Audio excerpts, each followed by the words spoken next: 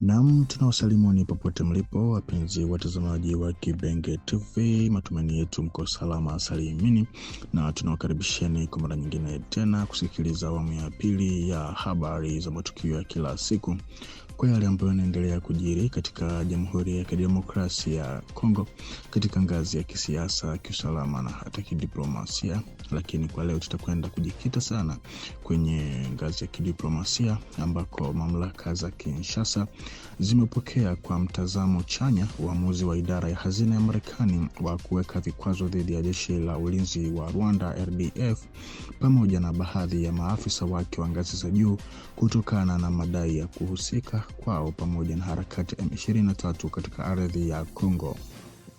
Katika taarifa hiyo rasmi, serikali ya Jamhuri ya Kidemokrasia ya Kongo imeeleza kuwa hatua hiyo ya Marekani ni hatua muhimu katika kutambua kwa kina wasiwasi ambao kwa muda mrefu umekuwa ukitolewa na Kinshasa kuhusu kuingiliwa kwa mambo ya ndani ya nchi katika eneo la Mashariki.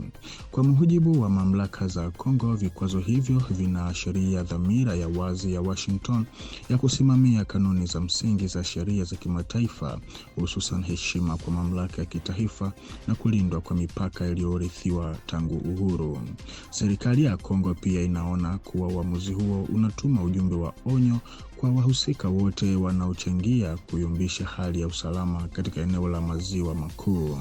Imebainisha kuwa kuendelea kwa vitendo vya vurugu vinavyohusishwa na M23 ambao kwa mujibu wa ripoti mbalimbali unaungwa mkono na baadhi ya vipengele vya Rwanda kumeongeza ukubwa wa mgogoro wa kibinadamu na kudhoofisha juhudi za kidiplomasia zinazoendelea.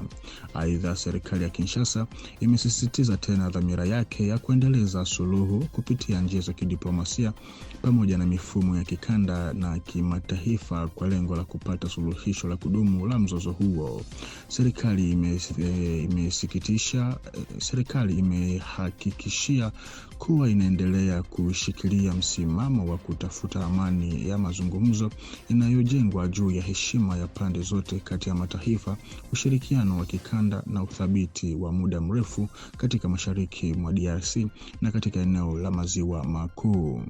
Maamuzi hayo ya Marekani ya kulishushia jeshi la Rwanda vikwazo linaonekana ni jambo ambalo liko serious sana, maana siku hiyo ya tarehe 2 Machi mwaka 2026 idara ya hazina ya Marekani kupitia ofisi yake ya kudhibiti mali za kigeni OFAC ilichapisha leseni ya jumla namba 1 katika mfumo wa vikwazo vinavyohusu Jamhuri ya Kidemokrasia ya Kongo.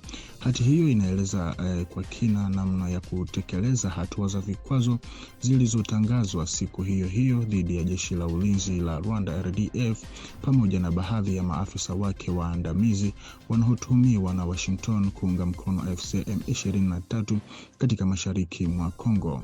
Kwa mujibu wa masharti ya leseni hiyo ya jumla, mamlaka za Marekani zinaruhusu kwa njia ya kipekee na kwa muda maalum baadhi ya miamala ambayo kwa kawaida ingekuwa imepigwa marufuku chini ya mfumo wa vikwazo. Ruhusa hiyo inahusu tu shughuli zinazohitajika kwa ajili ya kusitisha kwa utaratibu operesheni zozote zinazohusisha moja kwa moja RDF au taasisi yoyote inayomilikiwa nayo kwa 50% au 50% au na zaidi, iwe moja kwa moja au kwa njia isiyo ya moja kwa moja. Lengo lililotajwa ni kuruhusu makampuni na washirika waliokuwa na mikataba au shughuli zinazohusiana na wahusika hao kumaliza majukumu yao kwa utaratibu unaokubalika kisheria bila kuingia mara moja katika ukiukaji wa vikwazo. Hata hivyo, ruhusa hiyo imewekewa mipaka madhubuti. Hairuhusu kuanzishwa kwa mikataba mipya, kupanua shughuli zilizopo, wala kuhusisha watu au taasisi zingine zilizo chini ya vikwazo isipokuwa kwa kibali maalum tofauti kitakachotolewa na OFAC.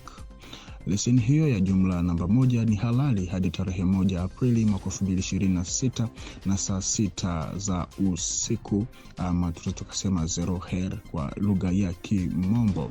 Aidha, inaeleza kuwa malipo yoyote yanayolenga mtu au taasisi iliyoorodheshwa na kufungiwa lazima yawekewe katika akaunti maalum iliyofungwa, blocked account, kulingana na kanuni za Marekani kuhusu vikwazo vya kifedha. Hatua hii ya kiufundi inaambatana na mfumo wa adhabu uliotangazwa na Washington. Inalenga kuweka utaratibu wa kisheria katika kipindi cha mpito baada ya kuanza kutekelezwa kwa vikwazo hivyo, huku ikieleza shinikizo kwa wahusika waliolengwa katika muktadha wa mzozo unaoendelea mashariki mwa DRC. Kwa mujibu wa wachambuzi kadhaa wa kidiplomasia, taarifa ya idara ya hazina ya Marekani inaashiria mabadiliko makubwa katika msimamo wa Washington kuelekea Kigali. Taarifa hiyo, mbali na kuonekana kama onyo la kawaida au tamko la nia, inachukuliwa kama agizo la wazi lenye matokeo halisi ndani ya mfumo wa vikwazo. Kwa kudai kuondolewa kwa majeshi, vifaa na msaada wowote unaotolewa kwa jeshi la ulinzi la Rwanda RDF mashariki mwa Jamhuri ya Kidemokrasia ya Kongo, serikali ya Marekani inaonekana kuondoa mantiki ama lojiki ya masharti ya usawa kati ya pande mbili. Hadi sasa mamlaka za Rwanda zilisema kuwa maelezo yoyote ya kiusalama yalihitaji mfuatano wa ahadi za pande zote na Kinshasa. Hata hivyo, mtindo wa Marekani unaonekana kuwa wa kukata tamaa. Kwa wachambuzi wengi, huachi nafasi yoyote ya mazungumzo ya awali au ratiba inayobadilika. Kwa baadhi ya wanasayansi wa masuala ya kimataifa katika eneo la Maziwa Makuu, msimamo huu unaashiria mabadiliko ya usawa katika usimamizi wa masuala ya kidiplomasia. Washington haizuii tu kuhamasisha mazungumzo ya kikanda au kuunga mkono mifumo ya kimataifa.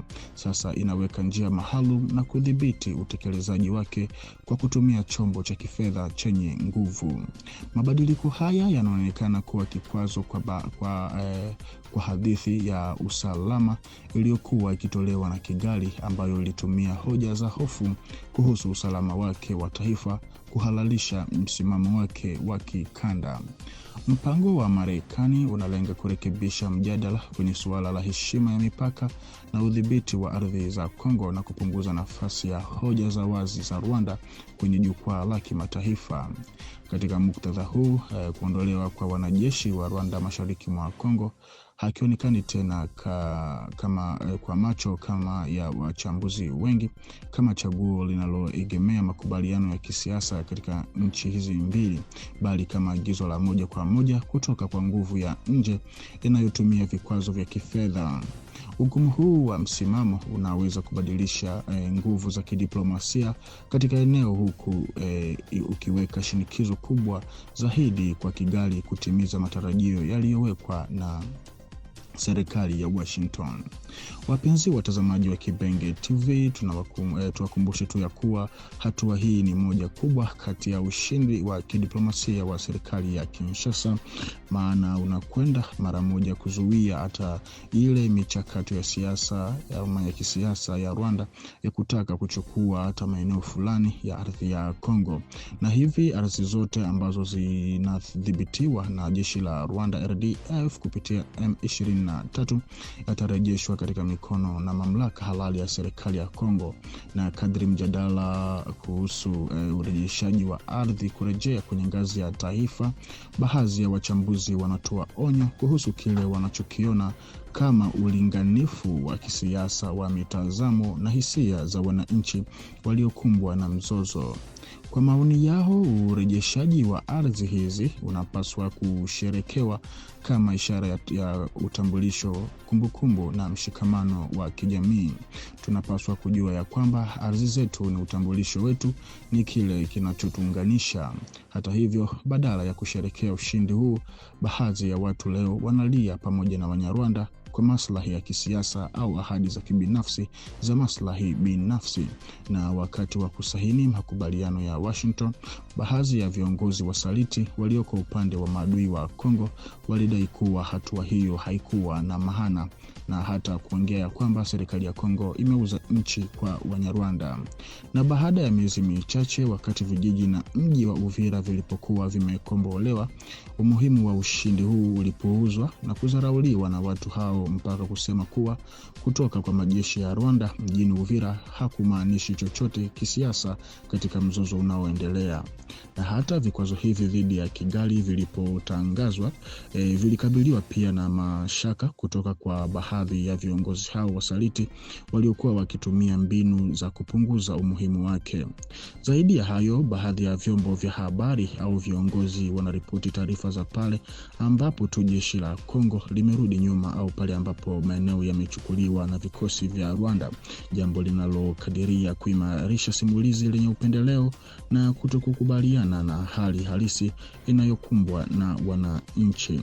Tathmini hii inaonyesha mvutano kati ya kumbukumbu, utambulisho na maslahi ya kisiasa, na inakumbusha kuwa urejeshaji wa ardhi zaidi ya kitendo cha kiutawala unabaki kuwa jambo la kihistoria lenye umuhimu mkubwa kwa mshikamano wa kijamii katika mashariki mwa DRC.